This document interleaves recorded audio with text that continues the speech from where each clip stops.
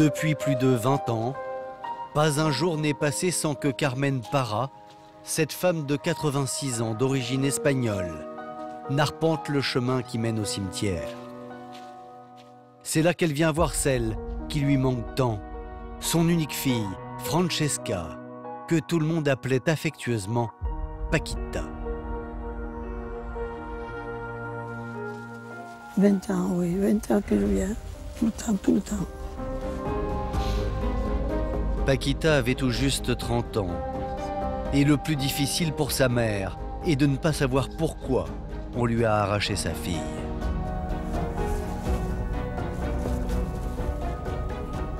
J'espère, oui, j'espère de les savoir. Que on peut pas, je ne peux pas arrêter sans savoir. Mais je crois que je vais tenir le coup quand même, pour savoir. Paquita a été assassinée dans de terribles circonstances. Alors depuis 20 ans, cette mère prie pour que l'on retrouve celui ou ceux qui ont pris sa fille.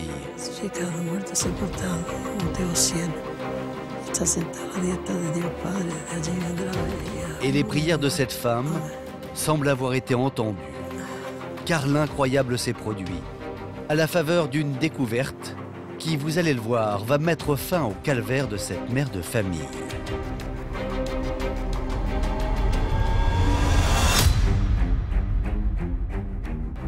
La mort de Paquita est terrible, elle avait 30 ans. Paquita, elle était gentille, elle était souriante, elle était magnifique, enfin tout le monde l'aimait. Dès que j'ai su que ma sœur était décédée, j'ai dit aux gendarmes, depuis le temps qu'ils cherchaient à la détruire, il a réussi. Elle était sous son emprise. Une histoire d'amour qui dérape. Tout a conflué sur lui, le coupable idéal, sans difficulté. On s'est dit, décidément, dans notre affaire, ça aurait été le calvaire du début jusqu'à la fin.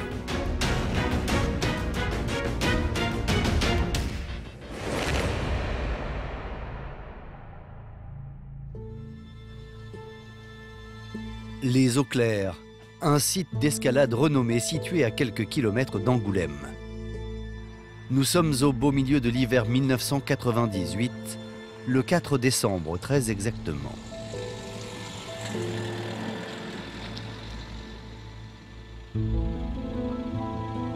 Il est 3 heures du matin, lorsqu'un véhicule de patrouille de la gendarmerie fait une inquiétante découverte sur un parking situé en pleine campagne.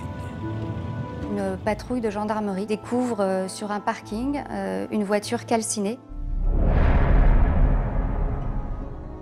Il y a encore des rougeurs qui laissent penser que ce véhicule a brûlé il y a peut-être quelques heures.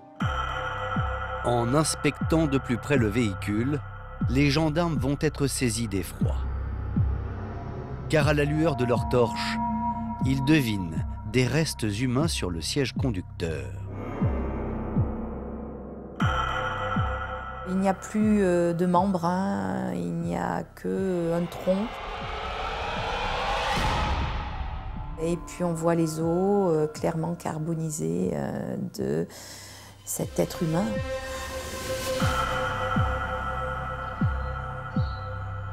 Les gendarmes vont avoir une chance, c'est que la plaque d'immatriculation de la voiture est lisible. Aussitôt, les gendarmes contactent par radio leurs collègues d'Angoulême et demandent une recherche dans les fichiers carte grise. Ils vont très vite avoir le nom de la personne propriétaire du véhicule. C'est une certaine Francesca Parra. Francesca Parra, une jeune femme de 30 ans, qui d'après leurs fichiers est domiciliée à Villebois-la-Valette, un petit village à une vingtaine de kilomètres d'Angoulême. Évidemment, on n'a pas la certitude à ce moment-là que le corps qui se trouve à l'intérieur du véhicule est le propriétaire du véhicule. Pour le savoir, les gendarmes composent le numéro de la jeune femme.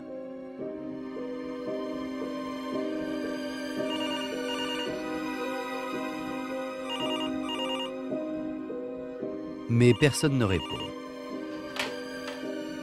Alors les gendarmes à ce moment-là se disent on va prendre l'annuaire, on va chercher dans les villages aux alentours le nom de famille Parra, en imaginant que ça peut être des parents, des proches, de la famille en tout cas. Ils vont se rendre compte très vite dans les pages blanches qu'il y a d'autres Parra à Villebois-la-Valette, une certaine Carmen Parra. Les gendarmes se disent que 2 Parra dans le même village ont probablement un lien de parenté.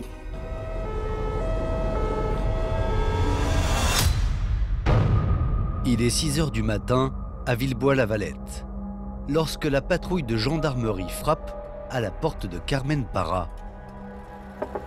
Et c'est un jeune homme, David, qui ouvre la porte. C'est l'un des frères de Francesca. Et à cette époque, le jeune homme vit chez sa mère. C'est moi qui leur ouvre, hein. Ma mère dormait. Et il me demande directement si j'ai les clés de la maison de Paquita. Je leur réponds mais je ne les ai pas. Et il me demande de réveiller ma mère. Donc je réveille ma mère, qui commence déjà à être totalement paniquée. Je me rappelle que je criais fort, mais après, je sais pas, je ne comprenais pas. Par chance, Carmen possède un double des clés de chez sa fille, qu'elle remet immédiatement aux gendarmes. Quelques minutes plus tard, les enquêteurs accompagnés de David, le frère de Paquita, se retrouvent aux 5 rue de l'Église, devant la porte de la petite maison de la jeune femme. Ils sont très vite rejoints par un autre frère de Paquita. Et en pénétrant dans la maison, c'est un silence glaçant qui les accueille. Un silence, puisqu'il n'y avait personne dans la maison. Tout était bien rangé. Aucun signe de désordre. Aucune vaisselle. Dans la pièce, j'ai rien trouvé de choquant. Toutes les affaires étaient en place. On est monté à l'étage, tout était clean, quoi. Le lit était fait, il n'y avait rien de désordre. Paquita n'est pas là. Mais pour ses 2 frères, l'angoisse monte un peu plus. Cependant, il leur reste une lueur d'espoir. La jeune femme a peut-être passé la nuit chez son petit ami. Les gendarmes appellent du poste de chez Paquita. Elle n'est pas avec lui. Lorsqu'il l'appelle, on est aux alentours de 8h, 8h30 du matin. En dernier recours, les gendarmes contactent l'employeur de Paquita. Elle travaille dans une centrale d'achat pour une grande enseigne de supermarché. Et encore une fois, la réponse est la même. Paquita est aux abonnés absents. Ça commence à pas se sentir très bon. C'est-à-dire qu'on retrouve la voiture de Paquita carbonisée, elle n'est pas chez elle, elle n'est pas chez son petit copain et elle n'est pas à son boulot. Et l'autopsie du corps va venir éteindre les derniers espoirs de la famille de Paquita.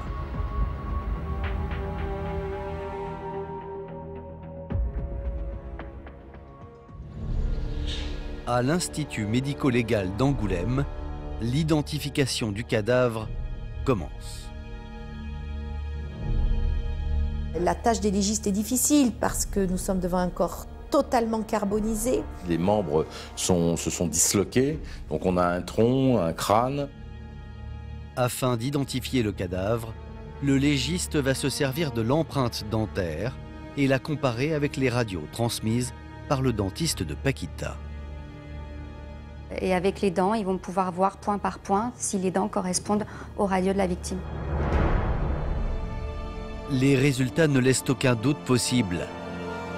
Le corps retrouvé dans la voiture incendiée est bien celui de Paquita.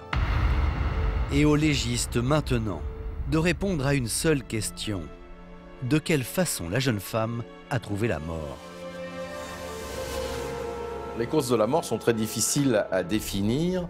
On est une fois de plus en 1998 où la médecine légale n'était pas au niveau qu'elle a atteint aujourd'hui. Le médecin légiste n'est même pas en mesure de déterminer les causes de la mort. Il est encore moins capable de donner une indication sur l'heure de la mort. Néanmoins, l'expert constate d'étranges lésions qui pourraient bien expliquer le décès. Un renfoncement crânien sur le côté droit du crâne de Paquita qui émet l'hypothèse d'un coup, d'un choc, de quelque chose d'extrêmement violent qui aurait pu peut-être entraîner la mort de Paquita. Une chose est sûre, d'après l'analyse des restes des poumons, la jeune femme n'a pas été brûlée vive. Dans les poumons, il n'y a pas de présence de suie, ce qui veut dire que la victime n'a pas respiré au moment de l'incendie dans la voiture. Ce qui veut dire qu'elle était morte avant que le feu ne prenne. Paquita a donc été assassinée. Reste le plus difficile, l'annoncer à sa famille.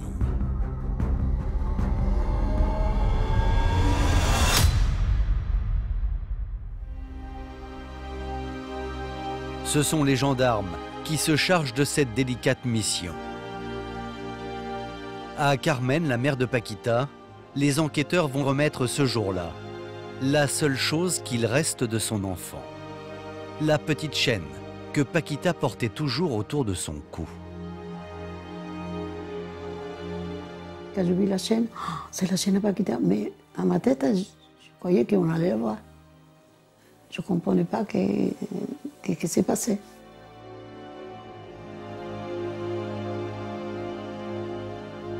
On ne peut pas le dire. Ça fait tout mal.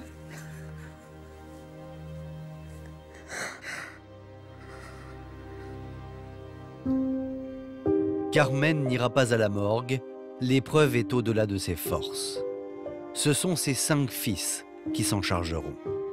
On nous a demandé si on voulait voir le corps de ma sœur, reconnaître le corps. Et on avait besoin de ça. On a dit ouais, donc on était tous d'accord. Ma mère n'y a pas été, donc on a été, il y avait Jean-Marie, David, Salvador et puis moi. Oui.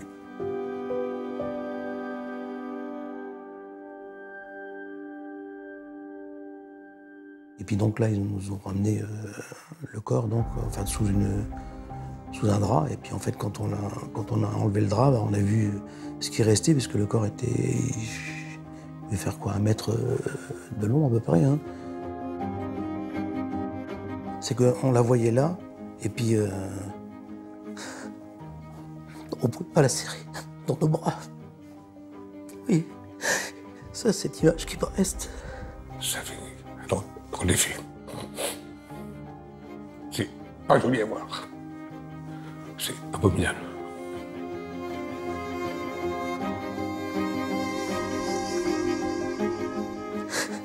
Oui, votre soeur là, encore aujourd'hui, je me dis, j'aurais quand même dû la serrer. Un peu la prendre dans mes bras. Excusez-moi, ça fait 20 ans, mais quand j'y repense, c'est toujours traumatisant ce truc-là.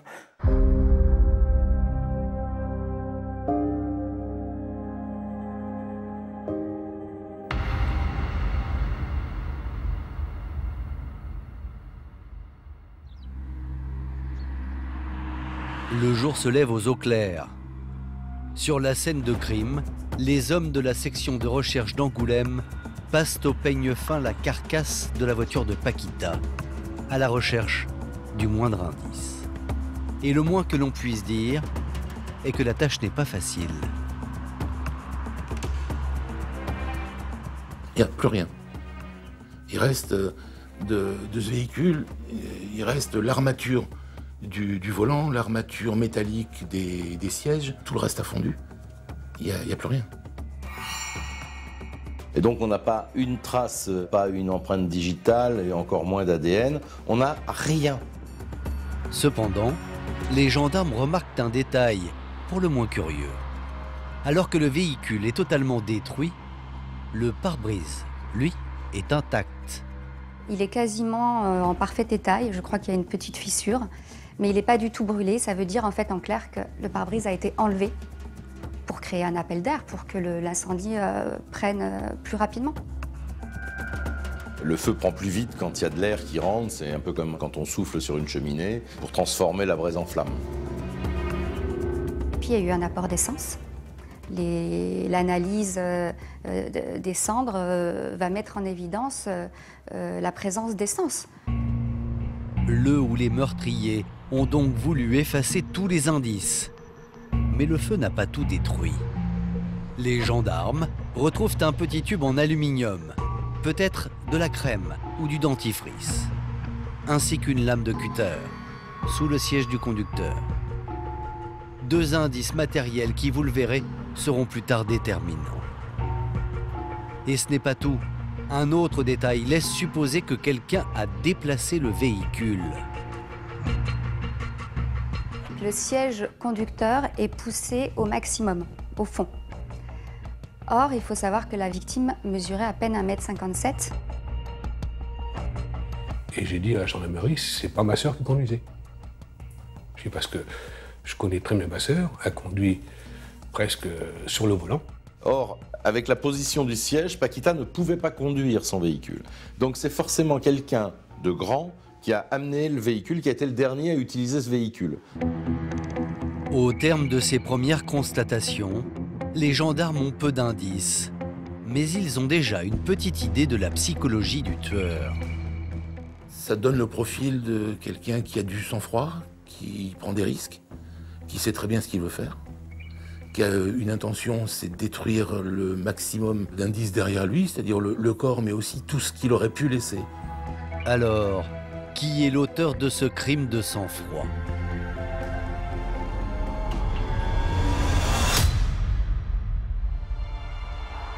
À Villebois-la-Valette, l'annonce du meurtre de Paquita est un véritable traumatisme. Dans cette bourgade d'ordinaire si tranquille, personne ne pouvait s'imaginer qu'une des leurs puisse disparaître dans des conditions aussi abominables. Il y a eu un moment de stupeur, d'incompréhension. Les gens se demandaient pourquoi cette jeune femme, ce qui a bien pu lui arriver. C'est un village. Elle y a grandi, c'est un village, tout le monde la connaît. Une jeune femme discrète, qui partait le matin travailler, qui rentrait chez elle le soir, qui ne faisait pas parler d'elle. Et à tous ceux qui connaissent Paquita et sa famille, d'être unanimes et de témoigner de la gentillesse et de l'hospitalité de la jeune femme et de ses proches. Les Parra, une famille d'immigrés espagnols qui a posé ses valises en France dans les années 50. Le père de Paquita est garçon de ferme. Sa femme, elle, reste au foyer pour s'occuper de ses enfants. En 1968, après 4 garçons, Carmen donne enfin naissance à une fille, Paquita, un cadeau du ciel auquel elle ne croyait plus. Elle était mignonne. J'étais habituée à les garçons. Elle n'était pas pareille, elle était trop petite. J'étais folle avec Paquita. C'était ma fille. Donc, quand elle était petite, Dieu sait si elle n'était pas très belle quand elle était petite. Elle était boulotte et tout. On rigolait d'elle, justement, parce qu'elle était toute petite. On l'a toujours taquinée. C'était notre petite sœur, quoi. Après, c'était devenu notre petite chouchoute, quoi.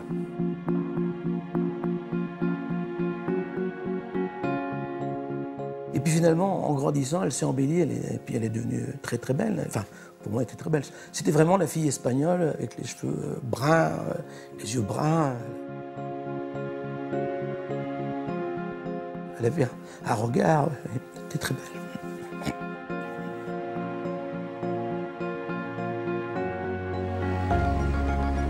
Ce bonheur familial, les Parra l'ont immortalisé sur ces vidéos. Ces images ont été tournées 4 ans avant la mort brutale de Paquita. La jeune femme a tout juste 26 ans. Elle a une famille qui l'adore. Elle vient d'obtenir un CDI dans une entreprise de la région. Et elle est aux anges. Difficile alors d'imaginer une fin aussi tragique. Mais d'après sa famille, un homme va venir bouleverser cette belle harmonie familiale. un dénommé Franck. C'était un beau gars, enfin bon, c'est pas mon... mais je veux dire, un peu d'Artagnan, si on peut dire, hein. Des chemises bouffantes, en cuir, des bottes, des longs cheveux, en plus beau parleur, il a fait de la peinture, c'est un artiste. Il vit de ses peintures, il fait des petits boulots à droite à gauche, justement, de peinture en bâtiment pour essayer de subvenir à ses besoins. Et dès le premier jour de l'enquête, les frères de Paquita vont désigner cet homme comme le meurtrier potentiel de leur sœur. Franck, dès que j'ai su que ma sœur était décédée, j'ai dit aux gendarmes, depuis le temps qu'ils cherchaient à la détruire, il a réussi.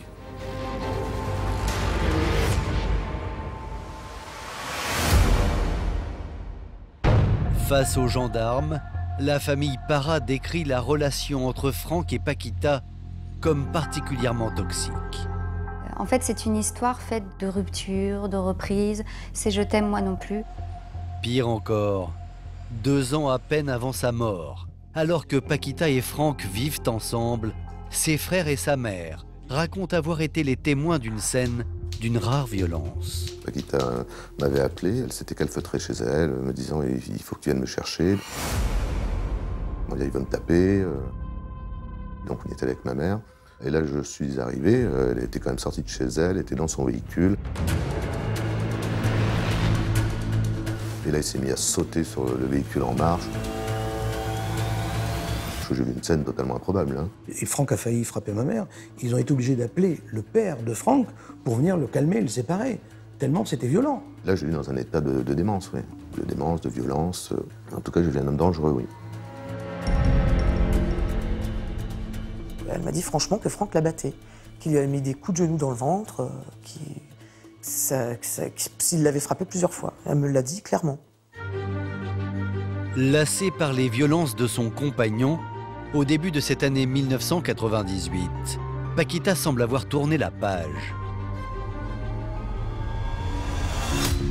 Pour tous, sa relation avec Franck est terminée. La jeune femme s'achète d'ailleurs cette petite maison dans son village natal. Elle y pose seule ses valises. Et officiellement, Paquita fréquente un autre garçon, Stéphane. Mais sa famille voit bien que le cœur n'y est pas. On voyait bien que c'était pas la grande passion, quoi. Enfin, on s'est jamais dit c'est l'amour fou. Chacun vivait de son côté, c'est-à-dire que lui avait gardé son appartement, son lieu de résidence, donc c'était chacun chez soi. Donc officiellement, elle était avec Stéphane et plus avec Franck. Et à la famille Parra de raconter aux enquêteurs un épisode qui leur a fait comprendre que malgré les apparences, Paquita revoyait son ex-petit ami, Franck, en secret. Nous, on l'a soupçonné, personnellement. On l'a soupçonné parce que on a vu qu'elle avait raccroché ses tableaux au mois de novembre dans sa maison, alors qu'elle avait tout décroché. Elle les avait mis dans la cave. Et quand on a été là-bas, on a vu qu'elle avait raccroché certains tableaux de Franck. Donc on s'est dit, il y a quelque chose, on s'est posé la question. Et après j'en ai parlé avec mon épouse, elle m'a dit, si elle raccroche les tableaux, c'est qu'il revient à la maison automatiquement. Malgré tout ce qui s'était passé, elle était toujours attirée par ce personnage. Au lendemain des accusations portées par la famille de Paquita, Franck est convoqué à la gendarmerie. Et face aux enquêteurs, il explique qu'il n'est pour rien dans la mort de Paquita. Il a l'air très en distance, en fait, il est un peu comme s'il s'en moquait. Il dit que la relation avec Paquita était terminée, qu'elle était chaotique. Sexuellement, ça marchait pas. Sentimentalement, ça avait plus l'air d'être ça, apparemment. Il s'était séparé, il était parti à Paris avec une nouvelle compagne. Voici ce que Franck déclare aux gendarmes. Depuis notre séparation, je ne l'ai revu qu'une seule fois pour récupérer mes affaires. À l'issue de son interrogatoire, l'homme est relâché. Mais l'artiste peintre n'en a pas fini avec la justice, car les gendarmes vont très vite s'apercevoir que Franck leur ment. À la section de recherche d'Angoulême, bon nombre de témoins défilent pour affirmer que la relation entre Franck et Paquita était en fait loin d'être terminée. Depuis septembre 1998, on retrouve un certain nombre de témoins qui affirment les avoir vus ensemble. Et surtout, il y a un témoignage qui va les voir quelques jours à peine avant sa mort, au restaurant. Ils ne sont pas du tout en train de se disputer, ils sont au contraire en train de passer un bon moment. Donc ça laisse évidemment imaginer que la relation n'était pas si terminée que ça, que c'était encore du « je t'aime, moi non plus ». Franck a donc menti lors de sa déposition. Et cette fois, les enquêteurs commencent sérieusement à le soupçonner. Pour tenter de rassembler des indices, les gendarmes décident alors d'effectuer une perquisition au domicile de la victime. Et ce qu'ils vont découvrir ne va pas arranger les affaires du peintre. Car dans la chambre de Paquita, les enquêteurs trouvent un courrier compromettant écrit de la main même de Franck. Une lettre d'amour d'une 15aine de pages. Et cette lettre va être un élément déterminant. Voici un extrait de ce courrier. Aujourd'hui, je comparais devant un tribunal dont tu es le seul juge et qui me condamne à errer loin de ton cœur. Alors apaise mes douleurs et je soignerai tes blessures. Je t'aime plus que tout. Une déclaration d'amour très pressante de la part de Franck, qui lui montre qu'il est très amoureux d'elle, qu'il la voit comme centrale dans sa vie, qu'il est totalement engagé vis-à-vis d'elle et qu'il n'a pas envie que cette relation s'estompe.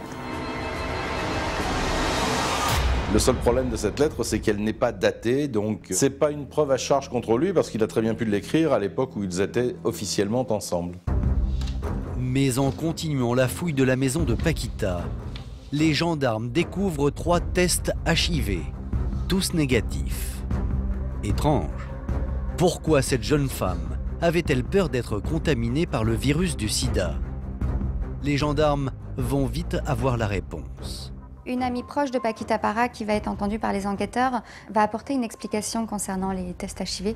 Elle va dire qu'en fait, Franck s'amusait à faire croire à Paquita Parra qu'il était séropositif. C'est ce qui explique en fait tous les tests qu'elle a pu faire pour s'assurer qu'elle n'était pas atteinte de cette maladie-là. Ça montre un côté un peu pervers de cet homme-là. C'est très pervers, et je rappelle quand même qu'en 1998, les gens qui étaient atteints de cette maladie en mouraient.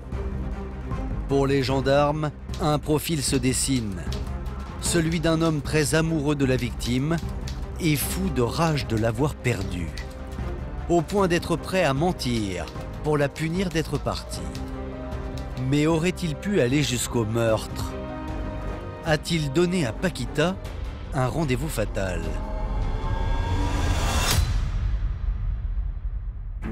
Pour le savoir, les enquêteurs vont s'attacher à reconstituer l'emploi du temps de Paquita le jour de sa mort. En 1998, ils ne peuvent pas encore compter sur la téléphonie. Peu de personnes possèdent un portable, et Paquita n'en a pas. Mais grâce aux témoignages de ceux qui l'ont croisé ce jour-là, les gendarmes parviennent à dessiner les dernières heures de la victime. En ce 3 décembre, Paquita arrive sur son lieu de travail à 8 h et ses collègues ne remarquent rien de particulier. Elle est parfaitement normale, elle passe la journée à son travail. Comme tous les jours, elle a quitté son travail à 17 h 30. Par contre, il y a un élément qui change de son rituel, on va dire, c'est qu'habituellement, elle passe toujours voir sa maman après le travail. Ah, Paquita était très proche de sa mère. Elle ne pouvait pas passer, pour ainsi dire, un soir sans passer la voir. Tous les jours, il passait me voir. Et ce jour-là, il n'est pas passé. Néanmoins, les gendarmes retrouvent sa trace. Car aussi incroyable que cela puisse paraître, à 18 h, Paquita s'est présentée à la gendarmerie.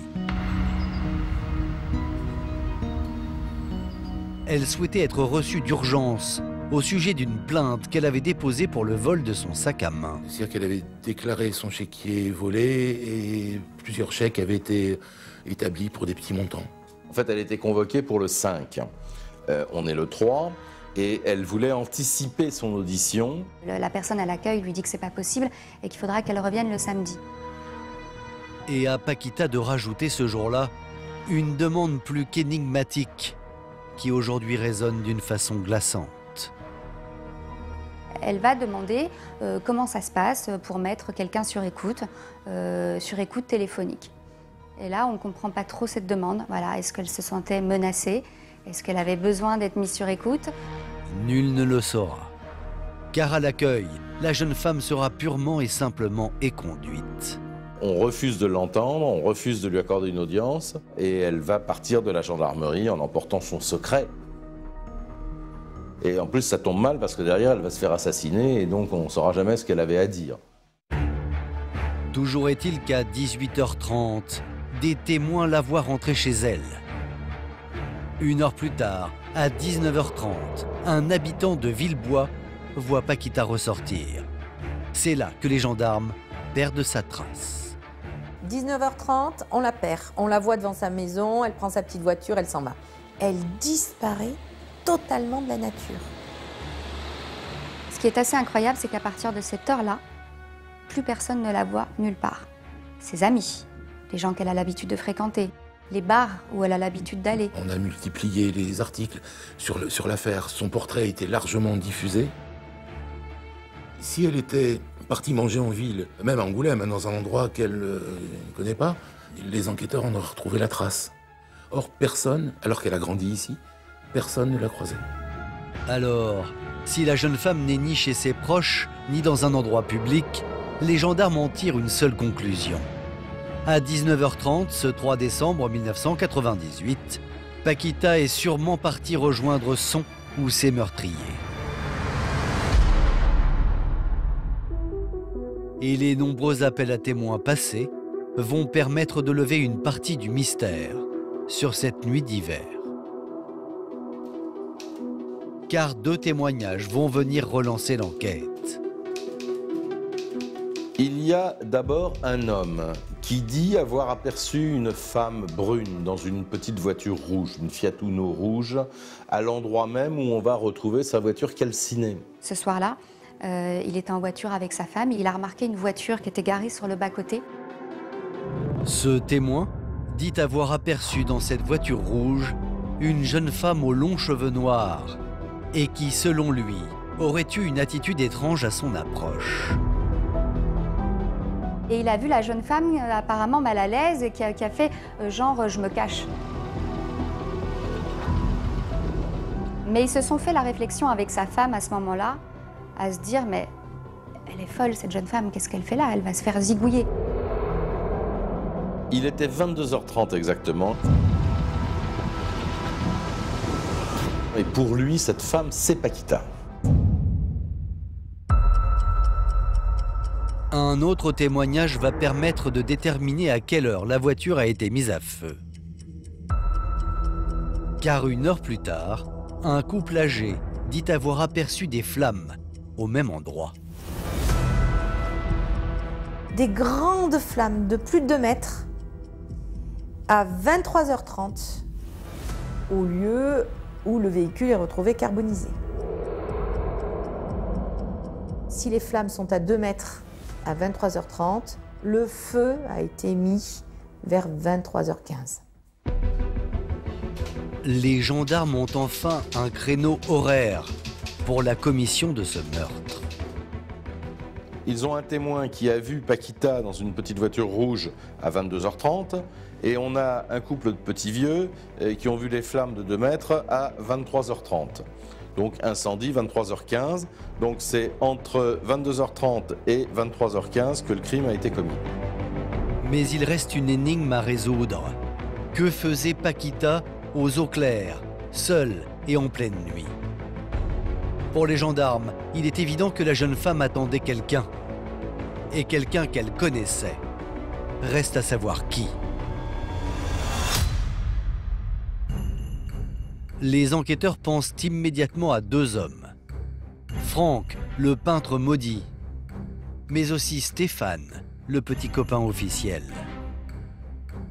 Donc Stéphane va être entendu parce qu'il peut effectivement avoir un mobile, une raison. S'il avait découvert que Paquita n'était pas sérieuse, que Paquita le trompait, peut-être a-t-il voulu se venger. Voilà, c'est en tout cas l'hypothèse des gendarmes.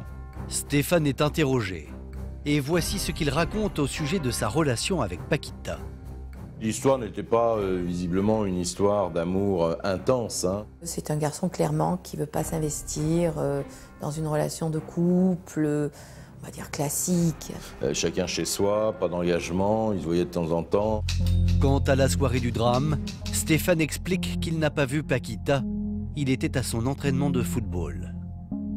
Et il va expliquer surtout, ce qui est très important, qu'il va en sortir à 21h15. Il y a X personnes qui peuvent en attester et qui vont d'ailleurs en attester.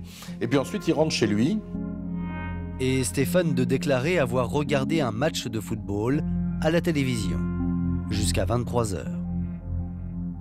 Et il va faire aux gendarmes un compte-rendu très détaillé, très précis du match de foot, des différentes actions, des buts qui ont été marqués. Reste une question. Stéphane savait-il que Paquita revoyait son ex, Franck? Il tombe du placard. Il ignorait la relation qu'elle entretenait avec son ex, c'est-à-dire avec Franck. Les gendarmes comprennent alors que cet homme n'est pour rien dans la mort de Paquita. Il ne reste donc qu'un seul suspect, l'artiste peintre, l'ex-petit ami, Franck, cet homme que tout le monde désigne depuis le début. Il doit cette fois s'expliquer sur sa soirée du 3 décembre 1998. Le soir du meurtre, il est avec un de ses amis, Joël, avec qui il va aller dîner dans un endroit qui s'appelle la Bonne Franquette. Franck explique être resté à table avec son ami jusqu'à 23h environ. Ensuite, il l'aurait raccompagné à son domicile. Puis, il dit être allé voir d'autres amis, deux frères, et d'avoir fini la soirée chez eux, à boire, à fumer quelques joints, et enfin être rentré chez lui aux alentours de minuit et demi. Franck aurait donc un alibi. Seulement, les gendarmes ont de sérieux doutes, et ils vont trouver deux témoins présents au restaurant ce soir-là, qui vont mettre à mal les déclarations du peintre. Les gendarmes ont trouvé une faille dans l'emploi du temps de Franck. Cette faille, c'est un couple qui était dans le restaurant La Bonne Franquette ce soir-là. Qui a quitté le restaurant assez tôt, aux alentours de 21h30, par là. Et qui, une fois entendu, va dire, quand on est passé devant leur table, il n'y avait plus personne. La table était vide, pas débarrassée. D'après ce couple, Franck serait donc parti à 21h30 et non à 23h. Et forcément, cela change tout. Ça lui laisse le temps de raccompagner Joël, son copain. De prendre encore 20 minutes pour aller jusqu'à la vallée des Eaux Claires. Il arrive sur place aux alentours de 22h30. Les flammes sont vues 1 heure plus tard. Ça lui laisse 1 heure pour commettre le crime et pour mettre le feu à la voiture. Ça lui laisse largement le temps. Cette fois, les gendarmes ont ce qu'ils cherchaient. Une brèche dans laquelle faire rentrer le crime.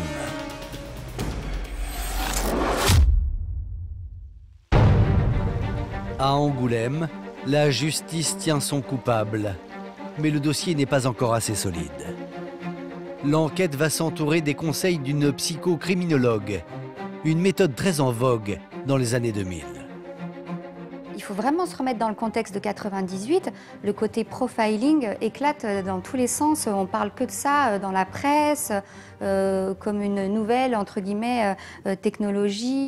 Et l'expertise de la profileuse ne laisse aucun doute sur la culpabilité de l'artiste peintre. En fait, elle décrit un profil violent, capable de passer à l'acte, marginal, un peu borderline. Et elle va même aller plus loin en disant que cet homme est un psychopathe. Quelqu'un de froid, dénué d'empathie et de sentiments. Quelqu'un qui est capable de passer à l'acte dans un temps extrêmement court. En fait, la juge d'instruction, dès qu'elle reçoit les conclusions de la psychocriminologue, elle se dit c'est bon, on tient le coupable.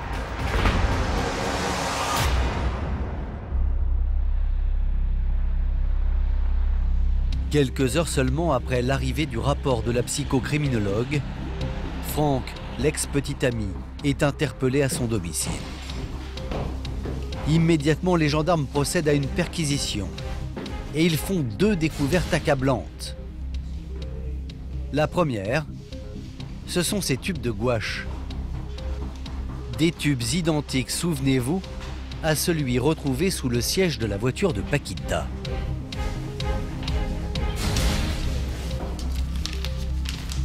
Et ce n'est pas tout. Ils vont également découvrir des lames de cutter. Mais en tout cas, ce qui est sûr, c'est que la lame de cutter est identique, encore une fois, à celle qui a été découverte dans la voiture de Paquita Parra. Le 28 septembre 1999, en fin de journée, Franck est conduit dans les locaux de la section de recherche d'Angoulême. Sa garde à vue commence. Et sous le feu des questions, et malgré les indices recueillis, le peintre tient bon. Il nie farouchement les faits. Il dit que cette histoire était terminée depuis longtemps. Bon, il reconnaît qu'ils se sont peut-être vus. Mais en dehors de ça, il nie les faits. Avez-vous? Évidemment, il n'y a pas d'aveu. C'est pas un garçon qui va dire que c'est lui, alors que c'est pas lui. Ça, c'est absolument évident. Il est très entier, très carré en même temps. Peut-être difficile, hein, pour autrui, ça, c'est pas un problème. Concernant le tube de gouache et la lame de cutter, Franck a une explication. Il a vécu pendant 4 ans avec Paquita. Rien d'étonnant donc de retrouver ces objets dans la voiture de la victime. Franck va effectivement dire que parfois il peint avec ses lames de cutter. Ça lui sert aussi parfois à couper les toiles. Il a l'habitude de venir dans sa voiture, il a l'habitude d'emprunter d'ailleurs sa voiture, elle lui prête assez régulièrement. Donc qu'on retrouve un tube de gouache sous le siège de la voiture de Paquita et des lames de cutter ou une lame de cutter, il n'y a rien d'extraordinaire quand même. L'ex-petit ami de Paquita ne flanche pas et s'obstine à dire que le soir du meurtre, il était au restaurant avec un ami. Mais rien n'y fait. À l'issue de sa garde à vue, l'homme est mis en examen pour assassinat.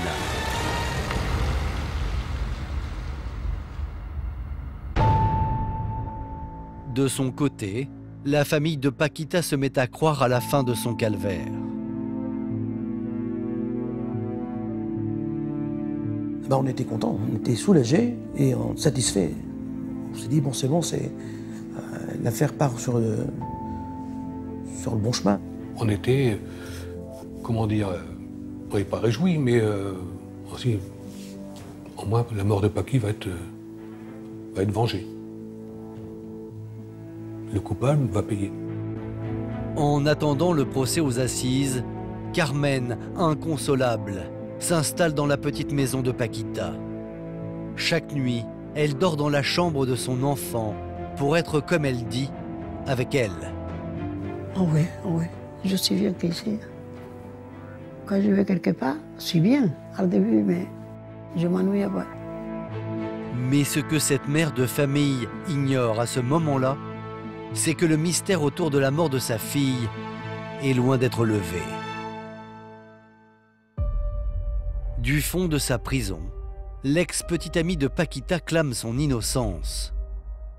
Et un grand avocat pénaliste épaulé d'un détective privé vont venir voler à son secours.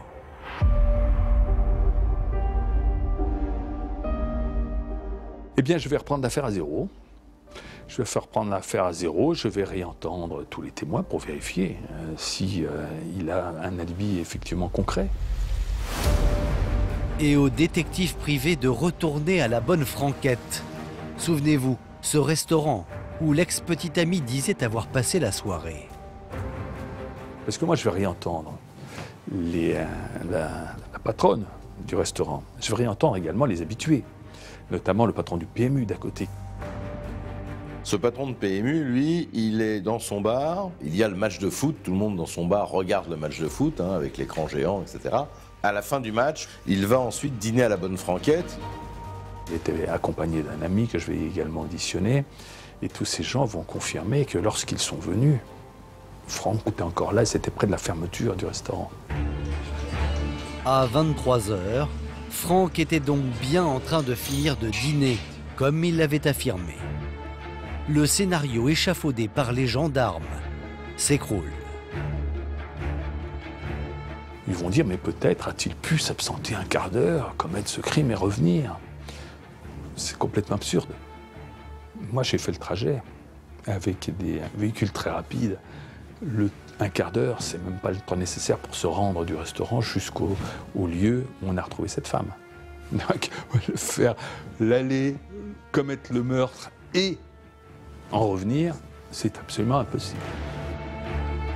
Et ce n'est pas la seule chose que la contre-enquête va remettre en question.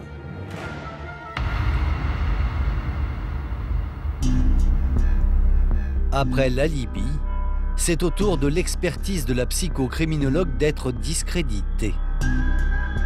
Une psychocriminologue qui rend une expertise sans jamais avoir rencontré l'individu sur lequel elle travaille. Qu'elle n'a jamais rencontré. Et donc là, déjà, c'est une faute absolument majeure. Les avocats de Franck dénoncent le travail de la psychocriminologue, qui, selon eux, s'est fondé sur l'analyse des peintures du suspect. Et elle va dire, mais c'est forcément, on voit sa psychopathie dans ce tracé, dans ce tableau. Et en fait, c'était simplement la reproduction d'un tableau d'un grand maître anglais, Turner. Bon, alors Turner, c'est quand même pas quelque chose de criminel comme peinture, c'est le moins qu'on puisse dire. Pour finir, l'avocat dénonce une grave erreur judiciaire. Tout a conflué sur lui, le coupable idéal, sans difficulté, sans obstacle. Il n'est plus question de rien, c'est lui, et c'est fini.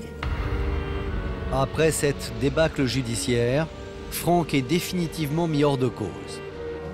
À sa libération, le peintre sera même indemnisé, à hauteur de 130 000 € pour avoir passé 355 jours sous les verrous.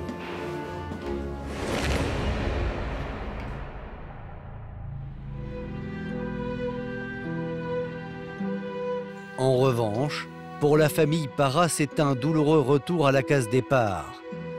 Car avec ces fautes de procédure, le dossier judiciaire est vidé de sa substance. À partir du moment où l'avocat parvient à faire sauter la garde à vue, c'est la pièce maîtresse du dossier qui saute. Puisque en cascade, tout ce qui découle de ce qui a pu être dit, effectué pendant la garde à vue, saute aussi. Et donc le dossier a été expurgé, il restait pratiquement plus rien. Les années passent. Petit à petit, le dossier tombe dans les oubliettes judiciaires. Et en 2010, l'enquête s'arrête.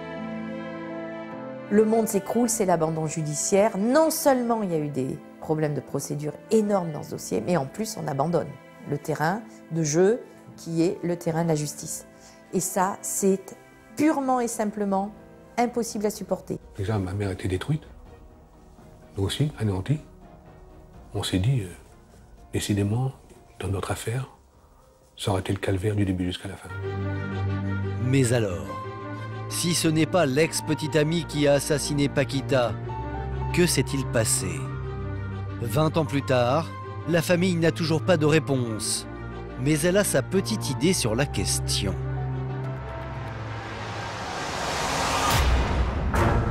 Le 3 décembre 1998, souvenez-vous, quelques heures avant sa mort, Paquita demande à être reçue à la gendarmerie au sujet d'une plainte pour le vol de son sac et de son chéquier. Et pour sa famille, ce timing n'est pas anodin. C'est suspect, c'est vrai. Comme par hasard, elle a été à la gendarmerie, juste après elle décède, alors qu'elle devait y retourner le samedi pour un rendez-vous. Enfin, c'est vrai que c'est bizarre. Donc, elle craignait quelque chose. Alors, je pense qu'il y a quelque chose qu'on n'a pas noté, qu'on n'a pas vu, que la gendarmerie est passée à côté. L'histoire d'échec, tout ça, je pense que tout ça, c'est lié. Et puis, il reste une énigme non résolue à ce jour. Où Paquita va-t-elle ce soir-là lorsqu'elle est vue devant chez elle à 19h30? Quand Paqui part de chez elle, je pense que c'est son tueur qu'elle va voir. Un ami et son tueur en même temps, malheureusement. En fait, pour ses frères, Paquita était déjà morte avant d'arriver aux eaux claires. Ils remettent en question le témoignage de cet homme qui disait être certain d'avoir vu la jeune femme dans sa voiture rouge la nuit du drame. Le témoin qui a soi-disant vu Paquita dans sa voiture le soir, je ne suis pas sûr que ce soit Paquita qui l'ait vu. Ce que je trouve bizarre, c'est que le témoin dit que la personne s'est penchée. Ben, cette personne ne voulait pas être reconnue. Alors pourquoi? Paquita, si elle attendait quelqu'un, pourquoi elle n'aurait pas voulu être reconnue? Et puis il y a autre chose qui fait douter la famille. Paquita ne serait jamais allée seule, la nuit, dans cet endroit désert. Et voici pourquoi. Je connais ma sœur, c'est une trouillarde, la nuit, elle a peur. Et elle n'est pas confiante au volant. Je vois pas Paquita aller comme ça de son plein chef aux eaux claires, rendez-vous avec quelqu'un. Moi, je suis convaincue depuis le début qu'elle n'a pas été à un rendez-vous à cet endroit-là. Moi, je pense franchement qu'elle était déjà décédée quand elle est arrivée sur le lieu où on a découvert le corps. La famille de Paquita est persuadée que les assassins ont transporté Paquita aux eaux claires afin de se débarrasser du corps à l'abri des regards. Si cela est vrai, toute l'enquête serait à reprendre. Et c'est armé de cette conviction que les frères de la victime partent dans une croisade médiatique pour que de nouveaux témoignages relancent enfin l'affaire et que leur sœur ne soit pas oubliée. Leur combat va finir par payer.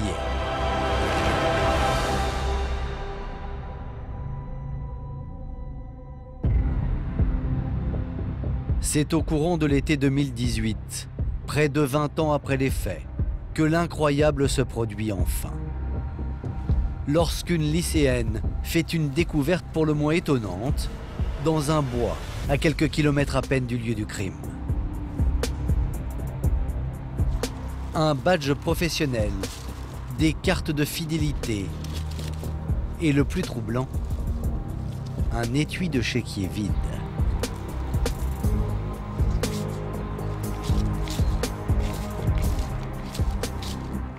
Mais l'étui de chéquier porte le nom de Francesca Parra. Intriguée, la jeune fille va faire alors des recherches sur Internet pour rendre ces objets à leur propriétaire. Elle va, stupéfaction, se rendre compte que ces objets appartiennent à cette jeune femme qui a été assassinée en décembre 1998. Retrouver des papiers de la victime 20 ans plus tard dans un bois, c'est du jamais vu. Et il y a plus incroyable encore, les papiers sont en parfait état. Ils sont très bien conservés. Une chose est claire, qui nous a d'ailleurs été confirmée, ça n'est pas là depuis 20 ans. Cette découverte, c'est l'élément nouveau qui va enfin permettre à la justice de relancer l'enquête en août 2018. Moi, je pense que les gens qui ont mis ces objets n'ont pas forcément de lien direct avec l'affaire, mais connaissent une personne qui a un lien avec l'affaire. On peut imaginer que c'est quelqu'un qui a voulu libérer sa conscience. Ça veut dire que aujourd'hui, des gens savent. Ils ne parlent pas, mais ils savent. À l'heure actuelle, des analyses sont en cours, car l'ADN du suspect est peut-être sur ces papiers. C'est en tout cas ce qu'a fait savoir le nouveau juge d'instruction en charge du dossier. Désormais, pour la mère et les frères de Paquita, toutes les pistes sont envisagées et tous les espoirs sont permis.